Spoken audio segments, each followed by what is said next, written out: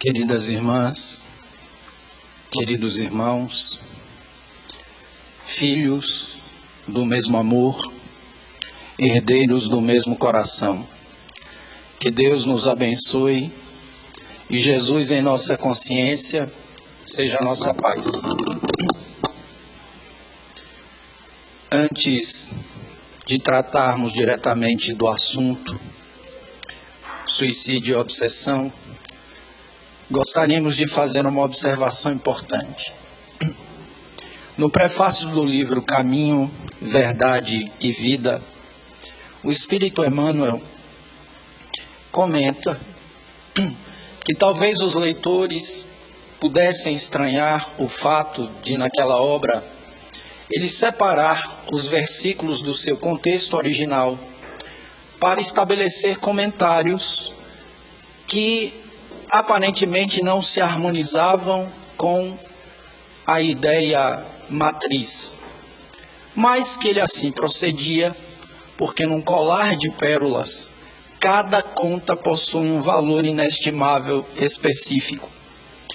Mais tarde, o autor espírita e tradutor Haroldo Dutra Dias, num livro intitulado Parábolas de Jesus, Texto e Contexto, afirma que era muito comum os hebreus utilizarem nas interpretações dos textos sagrados a midrash, que é uma técnica exegética, e dentro dela havia uma outra chamada harizá, que em hebraico significa colar. No uso da harizá para a interpretação dos textos, aquele que expõe vai montando um colar com esses trechos dos textos para eles sagrados, retirando muitas vezes versículos, perícopes do seu contexto original para uma aplicação específica. Nota-se que é um artifício interpretativo de alto potencial heurístico ou criativo, porque permite o desenvolvimento lateral pela imaginação de outras tantas ideias que desdobram as ideias iniciais. Na noite de hoje, nós utilizaremos uma frase do próprio Emmanuel, fora do seu contexto original, para poder sintetizar e estruturar a ideia da nossa exposição. No livro Vinha de Luz, no capítulo 54, no texto chamado Fariseus, Emmanuel, mais para o final do texto, escreve: toda ideia opera fermentações mentais. Toda ideia opera fermentações mentais. O processo bioquímico de fermentação, lembremos, faz com que fungos e bactérias produzam produtos diferentes daqueles que eles fermentaram antes, mas também produzem energia. E a definição mais simples de energia é a capacidade de gerar trabalho. Retornando para a ideia de Emmanuel, então, percebemos que toda ideia produz uma energia específica, produtora de trabalho, de mesma especificidade deste pensamento. Se esse pensamento for um pensamento positivo, construtivo, idealista, referto de valores capazes de gerarem o bem-estar, a felicidade, o equilíbrio, assim será a energia que será movimentada pelo indivíduo que pensa. Porém, se este pensamento for deletério, destrutivo, negativo, repleto de conteúdos que possam causar desarmonia, é natural que o efeito seja justamente o contrário. Quando nós pensamos nos processos obsessivos, nós estamos diante de ideias que penetram numa estrutura psíquica de um sujeito, produzindo esses efeitos negativos. Mas só para fazer mais uma comparação, lembremos que na teoria da informação, quando se tem um texto base de um software, de um programa, as linhas possuem entre si uma ligação de coerência e coesão. Elas produzem um resultado que foi elaborado pelo programador antes. Mas se alguém insere um vírus, que é um programa que tem por função anular ou mesmo destruir as linhas desse software, haverá um destrambelhamento do seu funcionamento, e podendo até levar à destruição de outros tantos arquivos. Fazendo uma comparação com o tema da noite, nos processos obsessivos verificaremos a ideia intrusiva que tem por objetivo estabelecer uma injunção, um domínio, um controle sobre o indivíduo, e esse domínio é sempre exercido por espíritos inferiores, tem essas mesmas características. E é por isso que dissemos inicialmente que toda ideia opera fermentações mentais. Mas antes de tratarmos da definição de obsessão conforme a doutrina espírita, apresentemos algumas poucas ideias, dados sobre o problema do suicídio. Um documento da OMS dos anos 2000 afirmou que naquele ano 1 milhão de pessoas no mundo se suicidaram. Os indicadores na atualidade são muito similares. No Brasil, por exemplo, 30 pessoas se suicidam diariamente, e para cada 30 há 25 tentativas. Há uma escala de risco exposta pelos especialistas, e nós podemos indicar, por exemplo, um canal de neurologia e neurociências no YouTube, que é comandado por uma psiquiatra, Maria Fernanda Caliani, em cujo qual, em vários momentos, ela aborda o problema do suicídio. E verificaremos que nessa escala de periculosidade, o transtorno mais problemático é a depressão. Aparece em primeiro lugar como o fator de desequilíbrio mental de maior risco. Em segundo lugar, os transtornos de personalidade, o antissocial e o borderline, quando o indivíduo apresenta em conjunto a impulsividade, a agressividade e a mudança brusca de humor. No terceiro nível, temos o alcoolismo e o envolvimento com drogas por parte de adultos, mas também de adolescentes. E o suicídio, inclusive, mata no Brasil mais do que a síndrome da imunodeficiência adquirida. E é um dos principais fatores de morte entre os 15 e 35 anos. Também na escala exposta por Maria Fernanda Caliani pela OMS, o elemento seguinte que aparece como de grande risco é a esquizofrenia. E, por fim, os transtornos mentais orgânicos. Vai afirmar ainda esse documento da OMS que estudos que foram realizados em países desenvolvidos e em desenvolvimento chegaram à conclusão que a maioria das pessoas que se suicidou, apresentava algum tipo de transtorno psiquiátrico diagnosticável e que o risco é muito maior em pacientes psiquiátricos. Qual a ligação desses dados com o problema da obsessão? Quando nós verificamos os estudos de Allan Kardec sobre a temática, verificaremos que a obsessão pode causar um nível de sofrimento mental tão intenso numa pessoa que pode chegar ao nível da subjugação física. Mas lembremos, quando falarmos disso mais adiante, não há uma escala progressiva no processo obsessivo.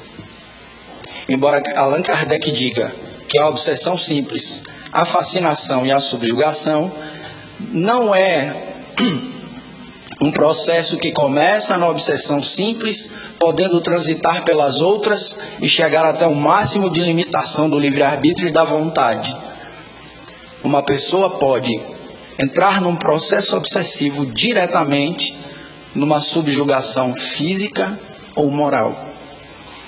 Mas, retornando às ideias iniciais sobre essa relação entre os transtornos e o suicídio, há um artigo num livro que foi organizado pela escritora espírita Doreen Contre e que foi resultado, esta obra, de um evento ocorrido em São Paulo com o título Educação e Espiritualidade. O livro tem vários artigos científicos e é dividido em duas partes. A primeira parte, com 3 artigos científicos, é Saúde e Espiritualidade. A segunda parte, que tem o maior número de artigos, é Educação e Espiritualidade. O primeiro desses artigos é assinado por 3 especialistas. Robert C. Cloninger, que é um doutor em medicina, geneticista do Canadá, e um dos pioneiros no estudo de saúde e espiritualidade no mundo. A segunda autora, Ada Zohar, que é uma PhD em psicologia. E o terceiro autor é Kevin Cloninger, que é um PhD em educação. E neste artigo eles tratam da promoção do bem-estar na saúde mental em cuidados centrados na pessoa.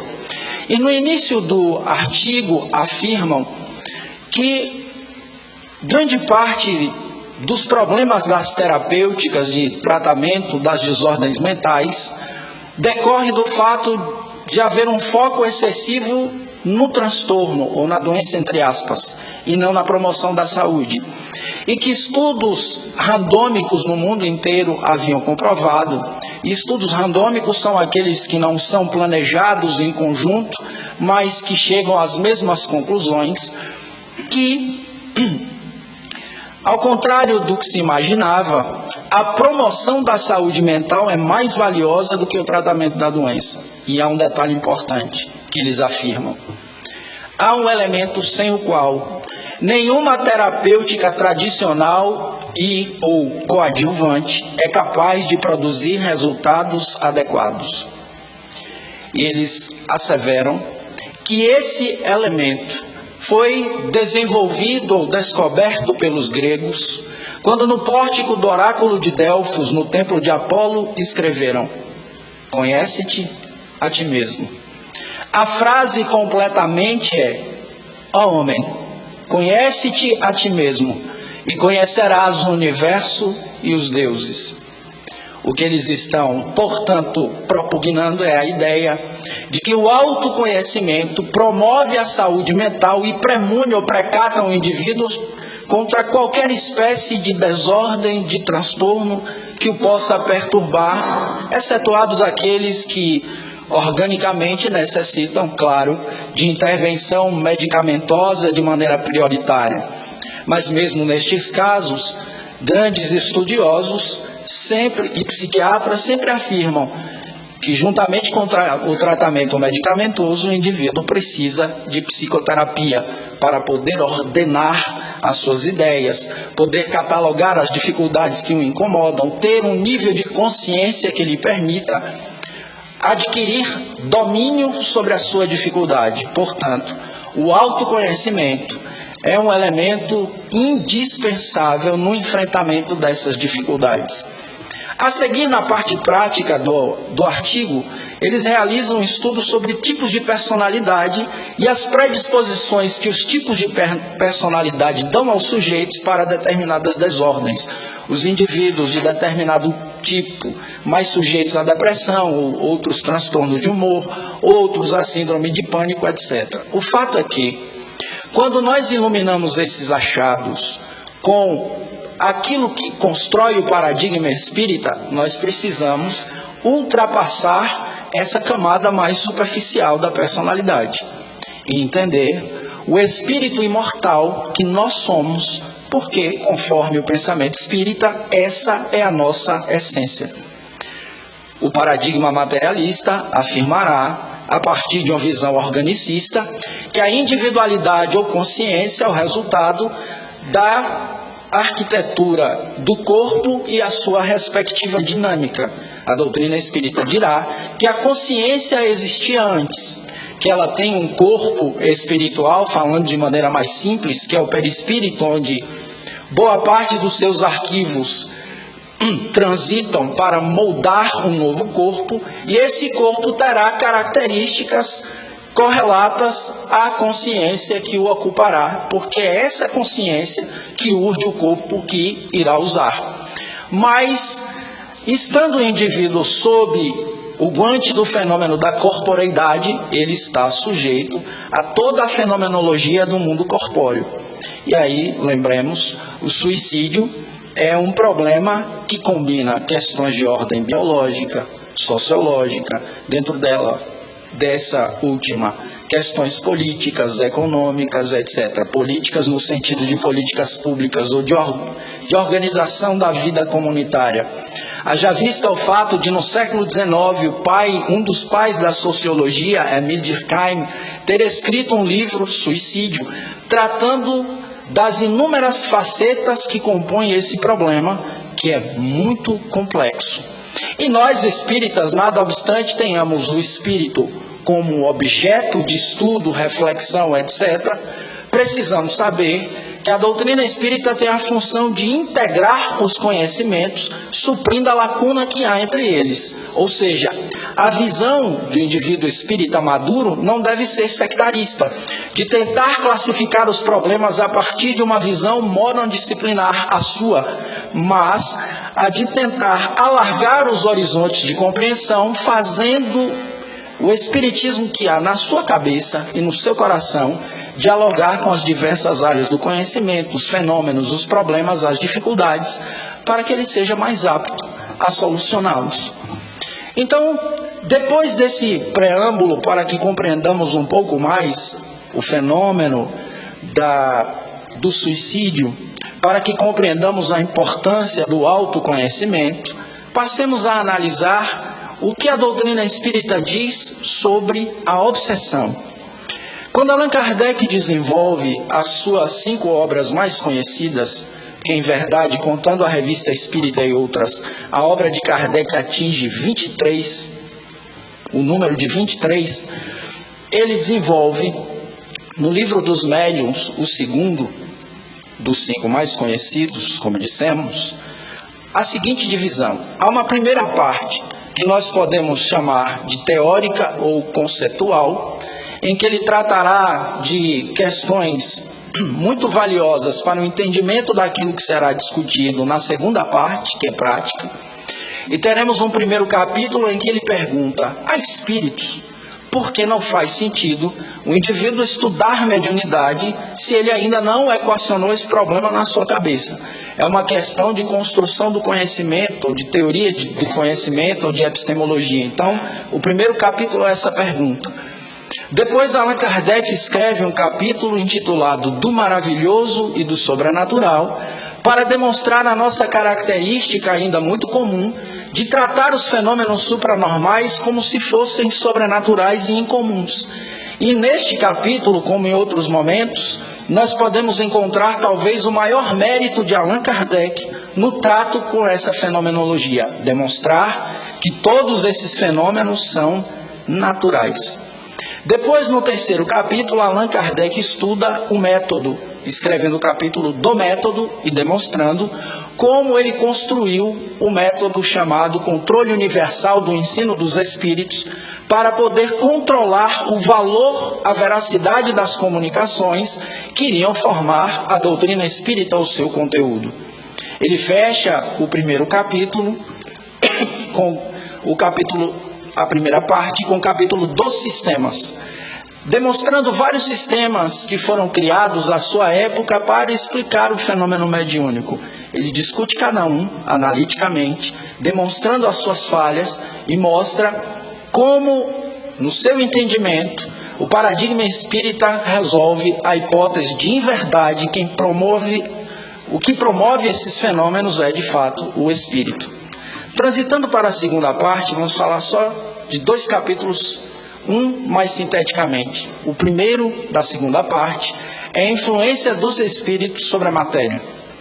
E ele afirma num determinado ponto que o conhecimento do perispírito afora outros elementos que ele desenvolve, permitirá à medicina mais tarde compreender problemas que ela ainda não foi capaz de solucionar, elaborando inovações que poderão promover o bem-estar, etc. Mais tarde, no capítulo 23, Allan Kardec irá diretamente ao problema que faz parte do tema desta noite, o problema da obsessão. E lá, Allan Kardec dirá que a obsessão tem 3 tipos e que eles têm uma classificação associada ao nível de limitação do livre-arbítrio e da vontade do indivíduo que está sob o processo obsessivo. E ele classifica as obsessões em obsessão simples, fascinação e subjugação, dizendo que a subjugação pode se dividir ainda em subjugação física ou moral e subjugação física. Ele vai explicando, dizendo, de maneira muito simples, que a obsessão simples pode ser percebida conscientemente pelo sujeito.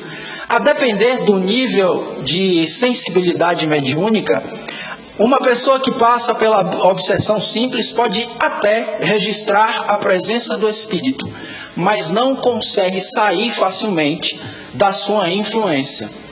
Ou a pessoa pode perceber a persistência de um pensamento intrusivo e ter dificuldade de desmontar aquela recursividade. Mas é um processo que é acompanhado pela consciência e o indivíduo tem um razoável domínio, pode adquirir um razoável domínio sobre ele. Mas não é porque a obsessão é simples neste caso que é um problema fácil de resolver. Em todos eles, o cuidado com o autoconhecimento pela transformação moral é indispensável. Allan Kardec depois discute a fascinação, que é um tipo de obsessão muito grave e perigoso. Porque na fascinação, o indivíduo tem uma distorção do seu bom senso.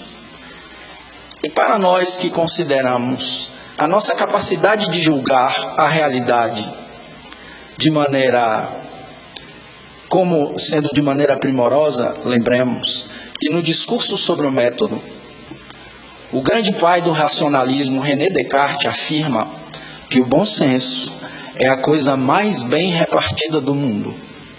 Porque mesmo as pessoas difíceis de serem agradadas em todos os outros itens, não pensam necessitar de mais bom senso do que têm. A ironia de René Descartes é um desafio à construção de um bom senso verdadeiro, que é aquele capaz de desafiar o seu próprio. O indivíduo tem as suas ideias, mas em vez de adotar uma postura dogmática, como se ele já houvesse controlado a verdade, ele sempre se questiona sobre as coisas que já aprendeu. É o que muitas vezes Allan Kardec sugere quando elabora o conceito de fé raciocinada. Não existe fé raciocinada sem questionamento. Não existe fé raciocinada sem a contestação das suas próprias bases. E a doutrina espírita, nada obstante, tem um conteúdo moral, de inspiração religiosa, não nos obsta o direito de questionar, inclusive, as suas bases. E nesse campo, em particular, da construção da consciência de si e da consciência sobre as coisas, é indispensável que o indivíduo tenha essa capacidade. Mas na fascinação, como nós temos as fragilidades da vaidade, do egoísmo, no sentido de ego doente, conforme a psicologia, do orgulho, nós temos uma fragilização ainda maior do bom senso.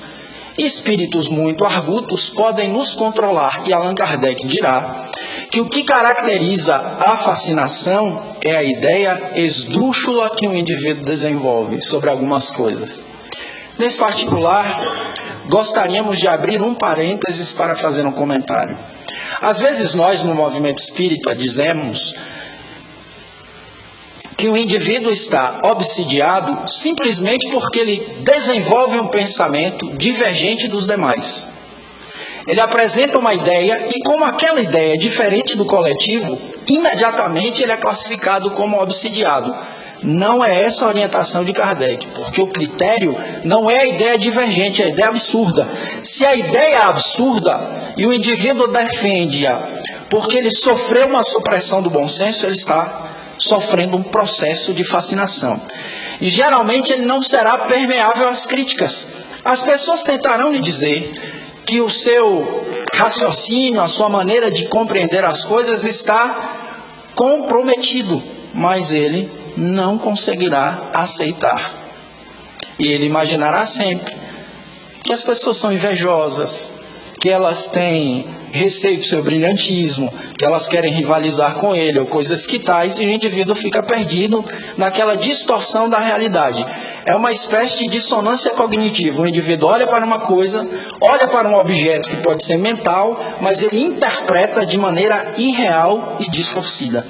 Então, a fascinação é um problema muito grave. Mas Allan Kardec ainda aponta mais um tipo de obsessão, a subjugação, que ocorre pelo comprometimento moral ou comprometimento físico. E na subjugação há um completo domínio da vontade alheia. Mas lembremos, quando nós falamos sobre subjugação moral, nós precisamos avaliar o problema da vontade. E ao avaliar o problema da vontade e do livre-arbítrio, precisamos nos lembrar que há uma diferença entre desejo e vontade. Não são a mesma coisa. O anseio, o sonho, o desejo não podem ser classificados como vontade, porque a vontade é o desejo, ou o anseio, ou o sonho, direcionados pela razão, ou seja, pela capacidade de raciocínio do sujeito. O que significa dizer que no processo de subjugação o indivíduo está sob um domínio tal que quem raciocina por ele é o espírito que o domina. Há uma tal influência que ele perde a capacidade de interpretar a realidade, como nós verificamos em indivíduos que têm sérios comprometimentos da personalidade ao longo da vida por algum transtorno grave ou na esquizofrenia. Nesse particular, gostaríamos de dizer aos amigos que há um livro que foi publicado há muitos anos pela FEB, chamado Psiquiatria e Mediunismo, por um psiquiatra, que também era espírita, chamado Leopoldo Balduino.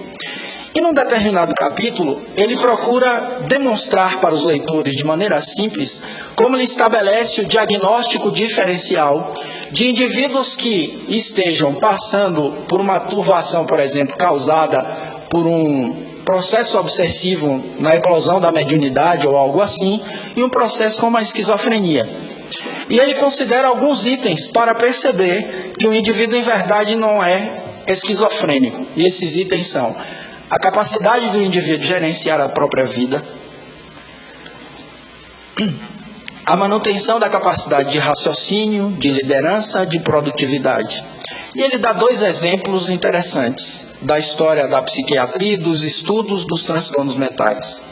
O caso de Schreber, que era um grande jurista alemão, que no meio da sua vida começou a imaginar que alguns anõezinhos que ele via na sua alucinação caminhavam pelo seu corpo e estavam lhe fazendo uma cirurgia para que ele fosse o primeiro homem da história a se transformar em mulher e gestar um novo tipo de ser humano, mais evoluído. Isso é um caso real da história da psiquiatria. Schreber desenvolveu um transtorno tão grave que perdeu a noção de realidade, mas não perdeu a capacidade de escrever. E escreveu um livro sobre a sua história. E nesse livro se percebe que é uma pessoa enlouquecida que narra o processo.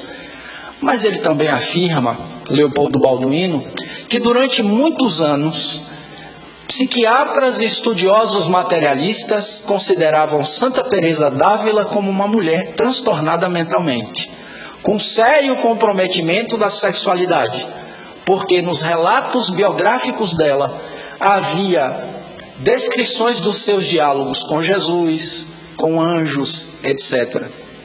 Mas ele pergunta, como pode uma mulher ser tão transtornada e ser a primeira doutora em teologia da Igreja Católica?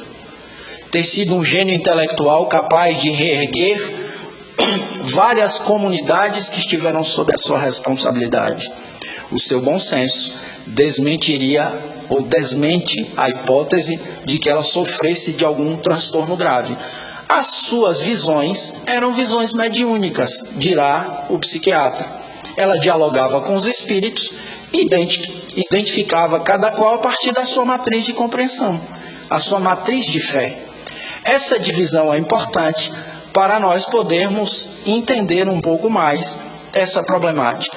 Mas lembremos, quando nós vinculamos os dois aspectos, estamos querendo dizer, e aqueles que já estudaram o tema, que o processo obsessivo, desde que o indivíduo esteja numa turvação grande da sua cognição, esteja num imenso sofrimento, pode levá-lo a dar cabo da própria vida biológica. Há dois quesitos no Livro dos Espíritos interessantes sobre isso. O conjunto de perguntas sobre o suicídio é bem maior. Mas a resposta ao quesito 944 diz que todo suicídio voluntário é uma transgressão à lei de Deus. Allan Kardec, claro, percebe o detalhe na resposta e pergunta no item A da mesma questão: todo suicídio não é voluntário? E os espíritos lhe dizem: não. O louco que se mata não sabe o que faz. Mas aí, para não cometermos um erro de anacronismo, precisamos nos lembrar ou tentar entender o que é um louco no século XIX. Só para citar um dado adicional, a divisão dos transtornos mentais começa com Emil Kraepelin no século XVIII, quando ele desenvolve a demência precoce e a psicose maníaco-depressiva. Ele é o primeiro estudioso da saúde mental que acompanha os pacientes de manicômio em manicômio, anotando os sintomas, anotando o seu processo de melhoria ou de piora, anotando os medicamentos que eles tomam, as terapias que sofrem os seus resultados. Mas se nós verificarmos hoje o DSM mais recente, verificaremos que há uma divisão quase que incontável de transtornos mentais. O que leva alguns a realizarem críticas, como Thomas Sahas, que foi um grande psiquiatra do movimento antipsiquiátrico dos Estados Unidos, dizendo que, em verdade, isso era um certo exagero, e ele completava o pensamento dizendo duas coisas. A primeira é que, quando ele entrou na universidade para estudar medicina, as divisões eram de 20, 30, um pouco mais, e que havia um exagero naquela contemporaneidade. E ele citou um outro detalhe histórico, que foi o uso do estudo da saúde mental para controlar pessoas. Lembremos, as obsessões podem acontecer de encarnado para encarnado. Ele dá um exemplo da história dos Estados Unidos. Na época da escravidão, os psiquiatras favoráveis àquele status quo elaboraram um transtorno mental para classificar escravos que fugiam. O nome do transtorno era drapetomania. E ele explica, inclusive, com uma certa ironia o que é, dizendo que drapetes vem do grego, escravo que foge. E mania é o impulso, a mania. Ou seja, o indivíduo não fugia porque tinha amor à liberdade, fugia porque era transtornado. Ou seja, não havia transtorno, havia uma classificação para controlar pessoas que eram fragilizadas econômico, politicamente, etc. Mas voltando às reflexões sobre a obsessão e considerando que ela também acontece entre encarnados ou entre encarnados, às vezes nós estabelecemos na cultura majoritária pensamentos que são absurdos como se eles fossem comuns.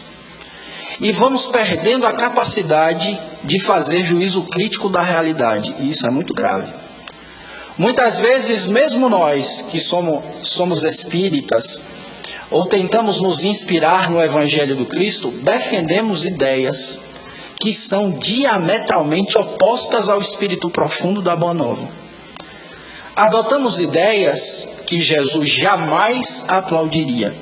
E criamos um olhar normopata que não nos permite perceber o número de indivíduos que sofrem numa sociedade que os segrega, que faz com que muitos habitem,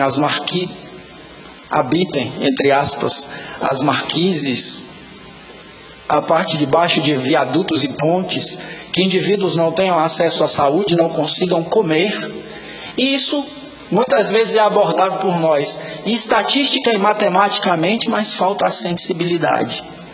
Por que estamos dizendo isso? Porque em alguns casos estudados por Allan Kardec, em algumas respostas, aliás, várias, dadas pelos espíritos, há uma avaliação da interioridade do sujeito que se suicida, mas há uma avaliação também do entorno, do espírito de época, da crueldade da sociedade para com aquele sujeito. E mesmo no processo obsessivo, a responsabilidade do indivíduo que pressiona o outro para a morte. E há alguns exemplos que nós podemos demonstrar. Um deles é estudado por Allan Kardec na Revista Espírita no ano de 1862. Ele intitulou esse estudo de O Padeiro Desumano. Allan Kardec era um homem de seu tempo. Era muito comum que Allan Kardec lesse notícias nos jornais e levasse o conteúdo das reportagens para estabelecer diálogos críticos com os espíritos, tentando saber o que espíritos como Erasto, São Luís, etc., achavam dos problemas que apareciam nos jornais ou nas notícias. E esse acontecimento ocorreu na Prússia e foi noticiado por um jornal que chegou às suas mãos. E o caso, de maneira resumida, é o seguinte: uma mulher viúva, muito pobre, miserável, procurou uma padaria para comprar um pedaço de pão, aliás, um pão fiado para alimentar os filhos. Quando ela pede ao padeiro que lhe dê o pão, ele nega o pedido dela. Então ela pede que ele diminua a quantidade. Ela chega a pedir uma única libra de pão, segundo a medida da época. O homem se nega e sai. Ao sair, ela, imaginando que não estava sendo observada, rouba o pão e foge. O homem chama a polícia e informa ao oficial, ao preposto da polícia, o roubo que havia acontecido em sua padaria. E o policial vai atrás da mulher. Quando chega à sua casa, ela está cortando o pão para dividir para os filhos. O policial lhe dá voz de prisão e ela explica qual foi a razão que a levou a cometer aquele furto. E ele censura a inflexibilidade do padeiro, mas diz que tem de levá-la às autoridades. E ela pede que ele espere um pouco. E entra num quarto para se arrumar. Mas ela demora. Ele fica um pouco incomodado, irrita-se e entra no quarto. E descobre, numa cena dantesca, que com a mesma faca que ela havia utilizado para cortar o pão, o pedaço de pão para os filhos, ela havia se degolado, cortado o próprio pescoço. Allan Kardec fica intrigado com essa situação e começa a deliberar com os seus pares da sociedade parisiense se deveriam evocar o espírito ou não, para compreender qual foi a situação, e espontaneamente a comunicação acontece. E curiosamente a mulher diz que naquele momento, mesmo considerando a gravidade do que havia cometido,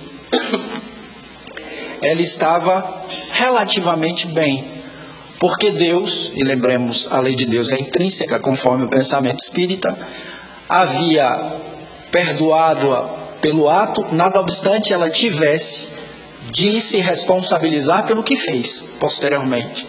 Tanto que ela pede que as pessoas orem por ela para que ela tenha uma oportunidade de ressarcir o erro cometido, de aprender a lidar com a vida de maneira mais corajosa. Mas a sua intenção, e é o que aparece de mais curioso, era defender os filhos da miséria, e foi nesse ato de desespero,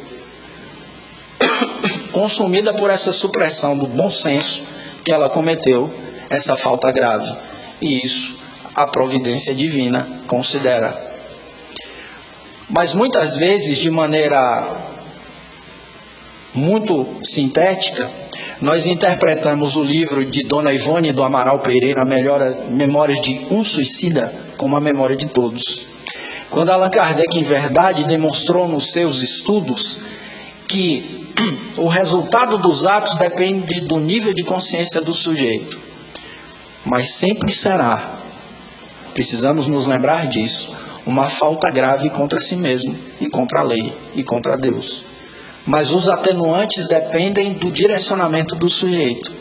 O que nos leva a pensar no suporte que nós precisamos oferecer às pessoas.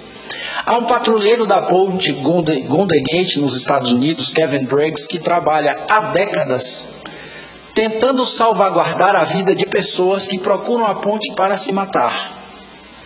Ele fez uma palestra de 15, 16 minutos no TED Talks, explicando a sua experiência.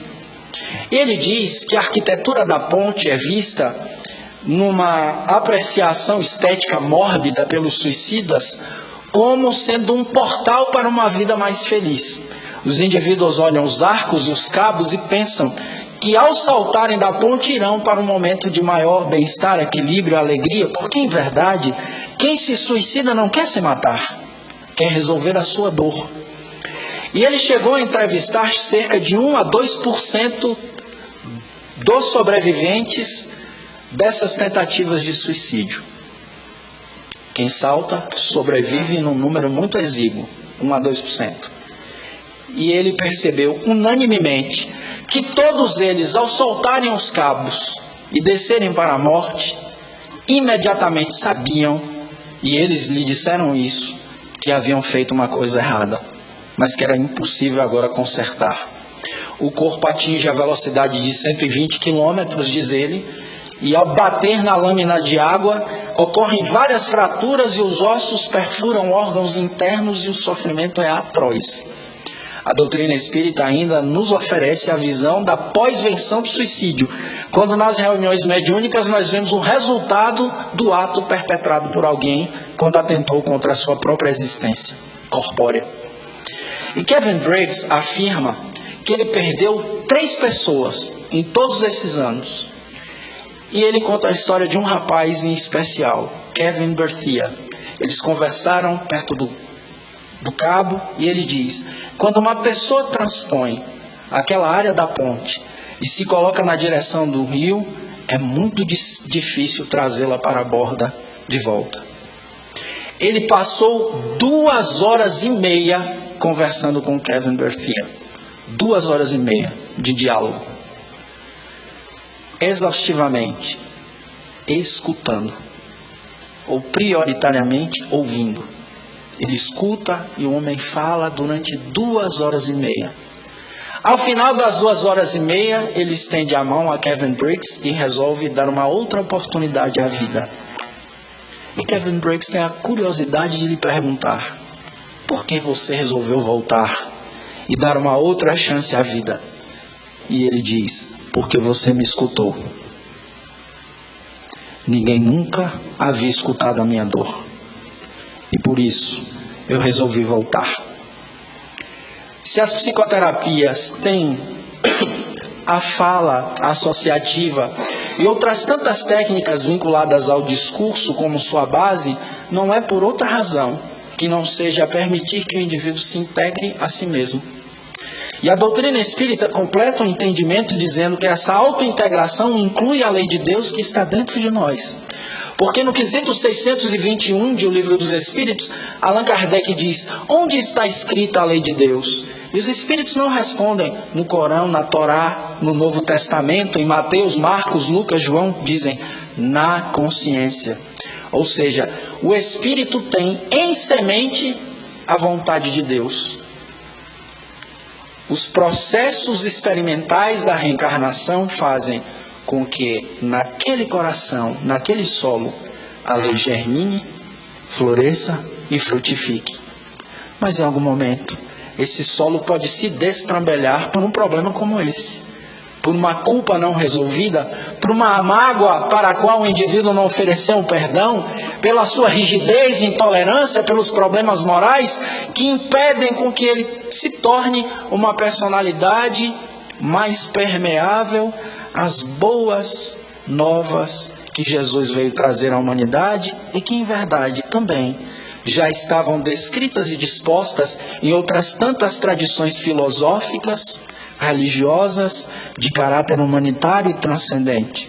Quando o indivíduo se fecha em si mesmo, porque o meio que nós elaboramos é um meio que elogia o materialismo, a ganância, a arrogância, etc., muita dificuldade ele tem de valorizar a própria vida.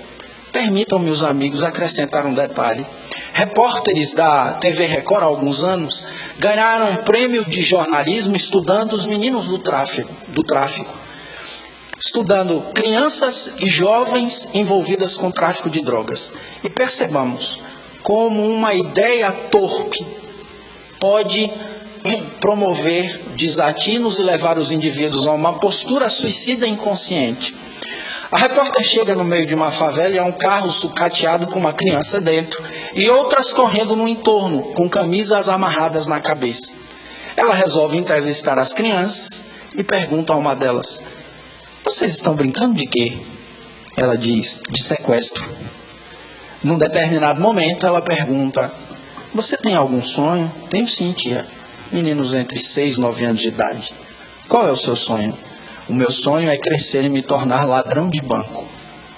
Mais tarde, ela entrevista jovens, adolescentes, que dizem: "Ah, tia, nós sabemos que vamos viver no máximo 19, 20, 23 anos, mas até lá, nós teremos todo o dinheiro que quisermos, as mulheres, os carros, então, tanto faz. A vida é curta para todo mundo mesmo, ninguém sabe o dia de amanhã." Ou seja, a compulsão hedonista pela busca do prazer imediato faz com que esses indivíduos percam a noção do valor que uma vida humana tem.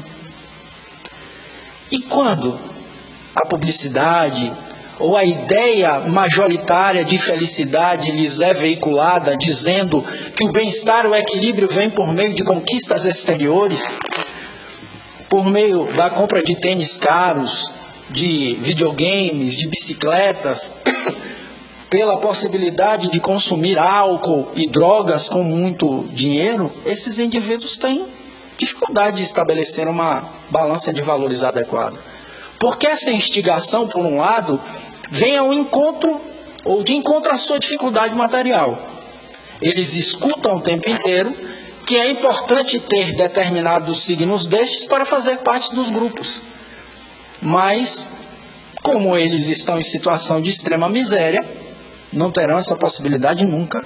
Os pais trabalham exaustivamente e têm uma remuneração muitas vezes miserável. Então, um traficante de drogas lhes diz: "Eu tenho emprego para você. Fique na laje tal, na favela, e toda vez que a polícia chegar, solte um rojão. Eu lhe dou R$1.000 por semana." Se o indivíduo tem, se o espírito que anima aquela personalidade tiver uma tendência materialista muito forte, do ponto de vista moral, vai ser difícil decidir em favor da sua preservação. O risco vai ser uma coisa menor. Então, é preciso que nós também analisemos como nós estamos interpretando a realidade e as formas que nós elaboramos ao longo da história da humanidade para gerenciar a nossa vida comunitária. De fato, nós estamos atendendo às necessidades profundas de seres humanos, aliás, de seres espirituais, vivendo uma experiência humana como somos? Ou estamos, pelo contrário, correndo um grande risco ao enaltecer a arrogância, a vaidade, o orgulho, o egoísmo e outros tantos valores que Jesus, desde o primeiro momento que se posicionou, procurou combater, a propugnar a vida, a paz, a fraternidade, a solidariedade, o amor. E isso está no campo coletivo. Mas no campo individual, já começando as nossas reflexões finais, há um caso muito interessante, estudado por Allan Kardec e que está no livro O Céu e o Inferno. Allan Kardec divide o livro também, como o livro dos médiuns, em duas partes. Uma parte filosófica e uma parte prática.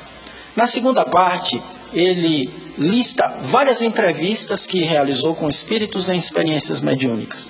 E os catalogou em espíritos felizes, espíritos em condições medianas, sofredores e também suicidas. Ele entrevista vários. E um deles é um espírito que na última reencarnação se chamava Antoine Bell.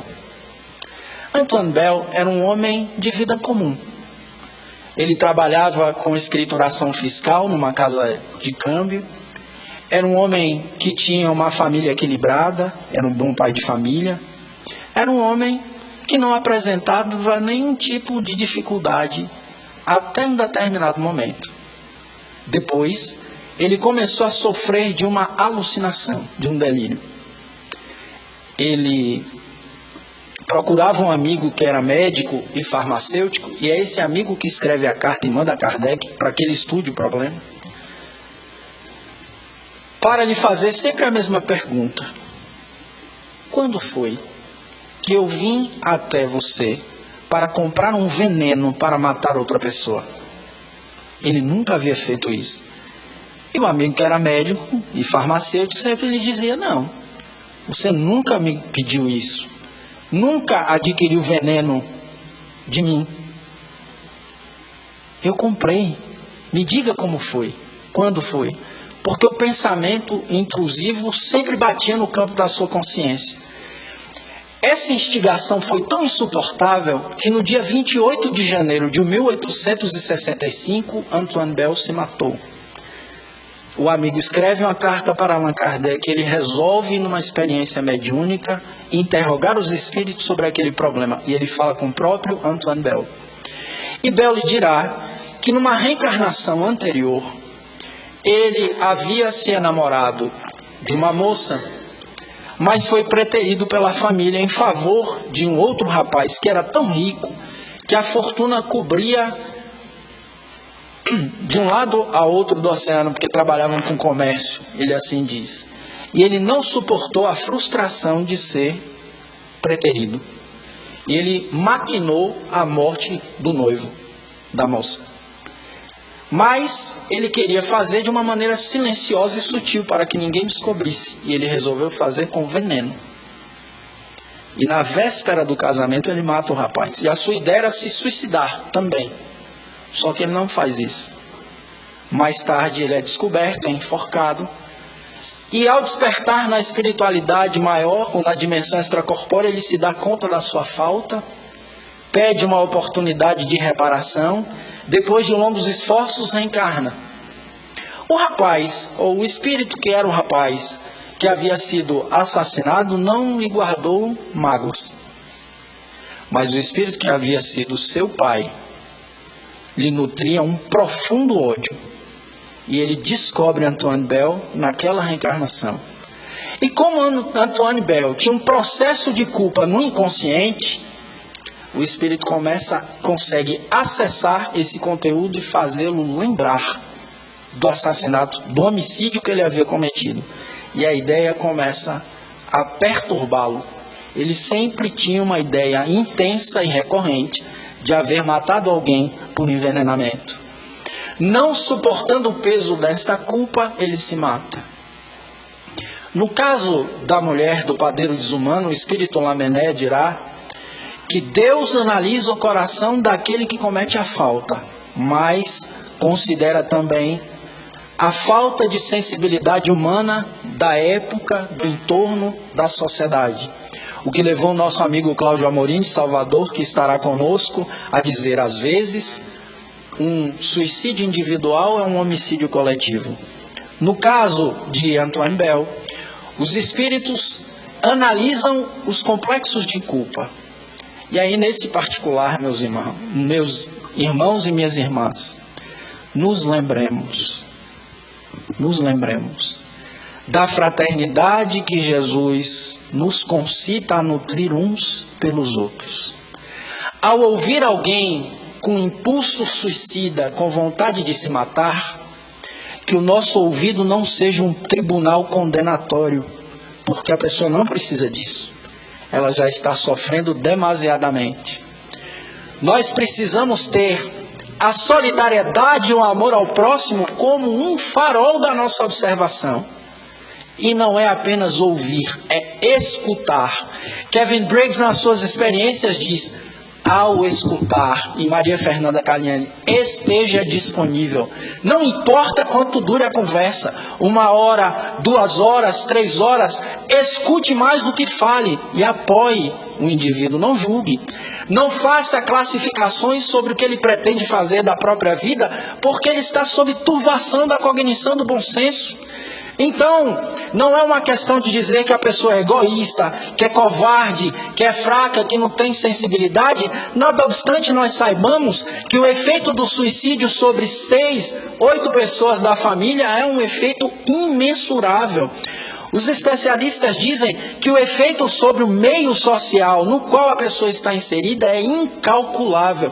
Ainda que nós saibamos tudo isso, não é a hora de cuspir informações para uma cabeça que não pode absorver. É momento de acolher, de abraçar, de demonstrar que do outro lado há um irmão tão frágil quanto ele, mas que naquele momento está bem e pode auxiliá-lo a passar para o lado de cá, para a ponte da vida. Se nós aprendermos a escutar como Cristo, que nunca enxergava apenas o presente de cada um, mas o futuro, nós teremos uma humanidade muito melhor. Porque quando Jesus escutou a mulher adúltera, não foi uma mulher adúltera que ele viu. Foi uma pessoa com dificuldades afetivas, com amor transtornado, foi isso que ele enxergou. Quando ele olhava para Pedro, aquele homem impulsivo, capaz de agredir alguém ou fugir, pretextando estar defendendo o Cristo, o que ele enxergou foi um pescador de almas.